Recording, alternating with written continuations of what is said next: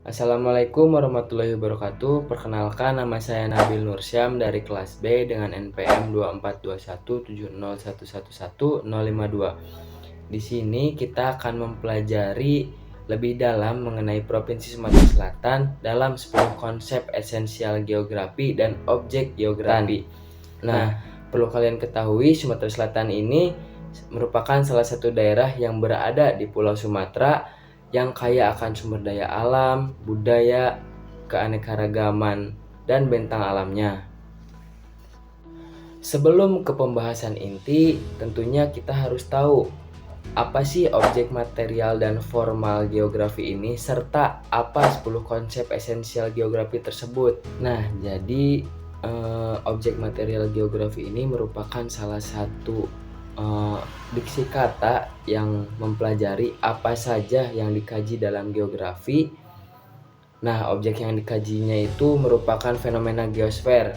Nah, fenomena geosfer ini merupakan segala peristiwa atau gejala alam yang terjadi di lapisan bumi yang mencakup fenomena litosfer, atmosfer, hidrosfer, biosfer, dan antroposfer.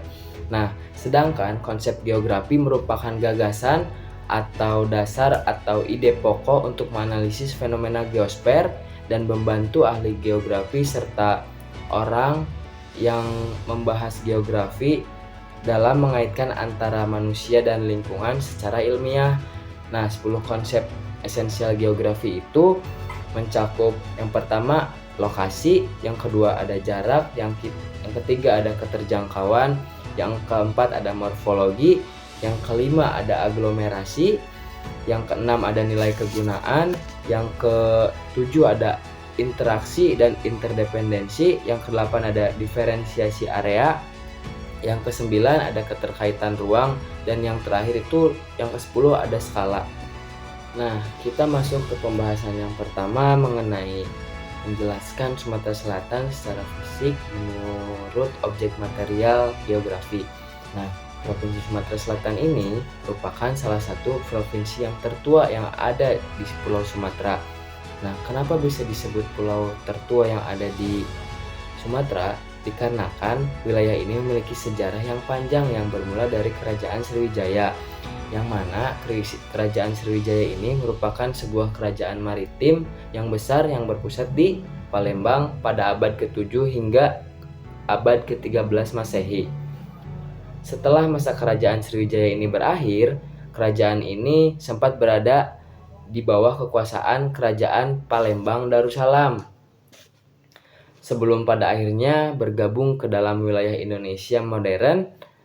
Nah, Provinsi Sumatera Selatan ini dibentuk pada tahun 1950 setelah Indonesia merdeka, dan dengan Palembang ditetapkan dengan sebagai ibu kota provinsinya.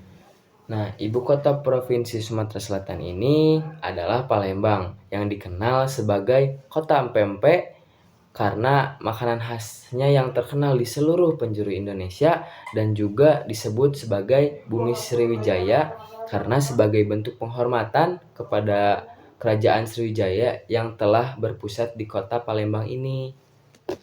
Nah, kali ini kita akan masuk ke dalam objek material geografi di Provinsi Sumatera Selatan ini. Yang pertama itu ada litosfer atau bentuk permukaan dan jenis tanah di Sumatera Selatan ini. Nah, topografi Sumatera Selatan ini bervariasi mulai dari daerah pantai yang terdiri dari rawa dan lahan payau di bagian timur yang dipengaruhi oleh pasang surut air laut. Menuju ke arah barat terdapat dataran rendah yang luas, kemudian semakin dalam wilayahnya berubah menjadi pegunungan dan perbukitan, terutama oleh jajaran Bukit Barisan yang membentang. Bukit Barisan ini memiliki gunung aktif seperti Gunung Dempo yang menjadi ciri khas dan landscape daerah Sumatera Selatan ini. Nah, yang kedua ini adalah atmosfer atau iklim yang ada di Provinsi Sumatera Selatan ini. Nah, di Sumatera Selatan ini memiliki iklim hutan hujan tropis yang dikenal sebagai iklim AF menurut klasifikasi Köppen, dengan memiliki suhu rata-rata itu sekitar 24,7 derajat Celcius hingga 32,9 derajat Celcius, dan kelembabannya itu relatif tinggi, antara 82% hingga 82%. Nah, musim hujannya itu berkisar antara bulan Oktober hingga April, sementara itu untuk musim kemaraunya berada pada bulan Juni hingga September. Nah, di Sumatera Selatan ini memiliki curah hujan cukup tinggi, antara 2.100 sampai 3.264 mm, dengan puncak curah hujannya itu pada bulan Desember atau pada bulan 12. Nah, yang ketiga ini ada hidrosfer atau kondisi air yang ada di Provinsi Sumatera Selatan. Nah, Provinsi Sumatera Selatan ini memiliki banyak sungai besar yang menjadi penunjang masyarakat untuk kehidupannya serta untuk ekosistem. Seperti Sungai Musi yang memiliki sumber air dari pegunungan Bukit Barisan dan bermuara ke Selat Bangka. Nah, sedangkan ada anak-anak sungai lainnya seperti Sungai Ogan, Sungai Komering, dan Lematang. Dan ini memiliki peran vital bagi irigasi, transportasi, sumber daya air secara umum. Nah, yang keempat itu ada biosfer. Nah, kondisi biosfer di Sumatera Selatan ini memiliki biosfer yang sangat kaya dan beragam, terutama karena dengan adanya cagar biosfer Berbak Sembilang yang merupakan kawasan konservasi. Cagar ini merupakan gabungan dari Taman Nasional Burbak di Jambi dan Taman Nasional Sembilang di Sumatera Selatan yang memiliki ekosistem hutan rawa gambut dan hutan mangrove yang luas. Kawasan ini sangat vital sebagai habitat flora dan fauna endemik. Nah, salah satu flora dan fauna khas yang ada di kawasan konservasi Burbak Sembilan itu ada tumbuhan rawa gambut seperti ramin dengan nama latin Gonistylus bancanus, dan sementara untuk faunanya itu ada harimau Sumatera dan gajah Sumatera serta hewan-hewan yang lainnya. Nah, yang terakhir dari objek material geografi ini ada antroposfer. Nah, antroposfer ini merupakan aktivitas manusia dengan lingkungannya. Nah, Provinsi Sumatera Selatan ini dihuni oleh sekitar 8,6 juta jiwa penduduk pada tahun 2021. Penduduk Sumatera Selatan ini terdiri dari berbagai suku bangsa dan kelompok budaya. Secara ekonomi, Sumatera Selatan ini memiliki basis yang kuat pada sektor pertanian, perkebunan, serta industri. Sumatera Selatan ini dikenal juga sebagai lumbung energi nasional dengan potensi minyak bumi yang melimpah. Nah, yang selanjutnya kita akan masuk kepada 10 konsep geografi yang mempelajari Provinsi Sumatera Selatan. Yang pertama itu ada konsep lokasi. Sumatera Selatan ini terletak di bagian selatan Pulau Sumatera, dan secara lokasi absolutnya itu Sumatera Selatan berada di sekitar 1 derajat hingga 4 derajat lintang selatan dan 102 derajat hingga 106 derajat bujur timur. Sedangkan lokasi relatif provinsi ini berbatasan dengan Provinsi Jambi di sebelah utara, Provinsi Lampung di sebelah selatan, Provinsi Bengkulu di barat dan Selat Bangka, serta Provinsi Bangka Belitung di sebelah timur. Yang kedua ini ada konsep jarak.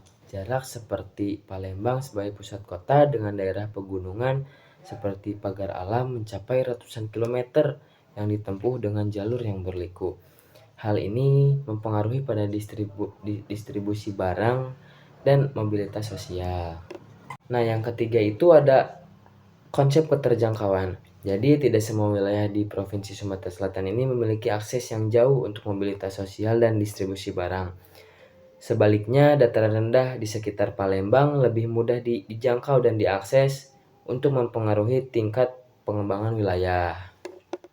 Yang keempat itu ada morfologi. Morfologi di Provinsi Sumatera Selatan ini memiliki morfologi yang sangat beragam tentunya. Mulai dari dataran rendah di Tanjung Enim hingga dataran tinggi yaitu Pagar Alam yang tadi disebutkan, yang merupakan bagian pegunungan Bukit Barisan yang mempengaruhi iklim dan aktivitas ekonomi masyarakat sekitarnya. Yang kelima ini ada aglomerasi. Aglomerasi ini merupakan sebuah kegiatan yang terpusat dalam satu wilayah. Nah, contohnya itu di Provinsi Sumatera Selatan itu aglomerasi ini terjadi di Kota Palembang yang merupakan pusat kota atau ibu kota provinsi. Nah, dalam perihal aktivitas manusia seperti kegiatan berdagang, industri, dan lain-lainnya juga. Nah, yang keenam, ada nilai kegunaan. Setiap tempat di Sumatera Selatan ini memiliki nilai guna yang berbeda-beda. Contohnya, di wilayah Bukit Barisan tidak hanya berfungsi sebagai daerah penghasil air dan hasil hutan, tetapi juga bernilai sebagai destinasi wisata alam yang meningkatkan pendapatan lokal. Nah, yang ketujuh, ada interaksi dan interdependensi.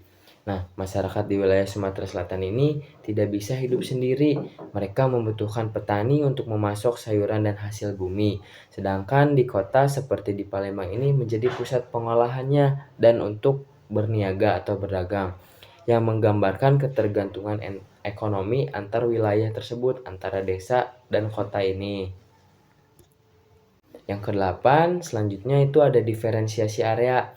Di sini menjelaskan perbedaan karakteristik antara satu wilayah dengan wilayah lainnya.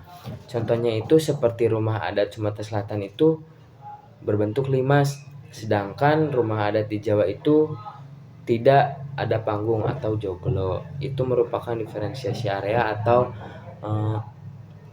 perbedaan karakteristik dari setiap wilayah. Nah, jadi yang kesembilan itu ada konsep keterkaitan ruang. Di Sumatera Selatan menjelaskan hubungan dan interaksi antar wilayah seperti desa dan kota yang saling mempengaruhi melalui ekonomi, sumber daya, dan transportasi.